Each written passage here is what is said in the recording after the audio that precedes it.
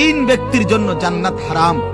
এক, মুদমিনু খামরিন, যে মদ খায়, নেশা করে, নেশাখোরের জন্য জান্নাত হারাম।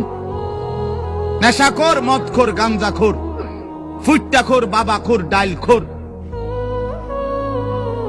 এ জান্নাত তার জন্য হারাম। দুই নাম্বার হলো আকুল ওয়ালিদাইন, পিতা মাতার অবাধ্য সন্তান, মা বাপকে যে কষ্ট দেয়, মা বাপকে যে নাফরমানি করে, মা বাবার যে অকৃতজ্ঞ, মা বাবাকে যে জুলুম করলো, মা বাবার হক আদায় করলো না।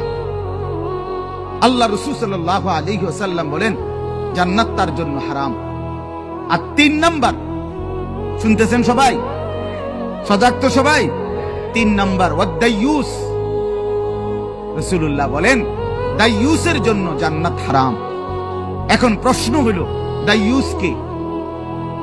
খোদার কসম বাপ, এটা আমারও বলা না, আপনার কোন আলেমেরও না, আল্লাহর রাসূল বলে দিছে। দাইয়ুস কাকে বলে? রাসূল বলছে ওয়াদাইয়ুস আল্লাযী ইউকিররু আহলাহু আল খুবুস।